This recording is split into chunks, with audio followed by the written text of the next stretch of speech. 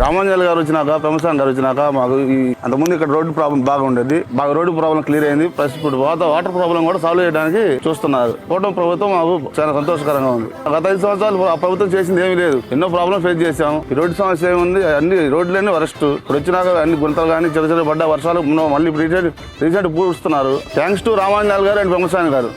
First of all sincere thanks to మా రామాంజనేయులు గారు and Balaji గారు అండ్ పెమ్మసాని గారు. ఇంతకుముందు 5 సంవత్సరాల్లో ఎటువంటి మార్పు లేదు. ప్రభుత్వం వచ్చిన తర్వాత రోడ్డు చాలా బాగుంది. ఈసీ రోడ్ వేశారు. సో ఫ్యూచర్లో కూడా ఇలాంటి డెవలప్మెంట్స్ చూస్తూ ఉంటాను. ఇంకా ఎలక్షన్స్ టైంలో ఎవరైతే మన బోల రామాంజనేయులు గారు వాళ్ళ మిసెస్ గారు, అదేవిధంగా పెమ్మసాని గారు వాళ్ళ మిసెస్ గారు మాకు కమ్యూనిటీకి వచ్చి మాకు కొన్ని వాగ్దానాలు చేస్తున్నారు. ప్రభుత్వం వచ్చిన అతి త్వరలోనే విత్-ఇన్ 6 months లోనే మాకు సిమెంట్ రోడ్డు శాంక్షన్ చేయడం జరిగింది. అదే విధంగా సైడ్ కాలువలు శాంక్షన్ చేయడం జరిగింది. ప్రస్తుత పాలన గురించి 100% మేము చాలా ధన్యవాదాలు తెలియజేసుకుంటున్నాము మన బోర్ల రామాంజనేయులు గారికి.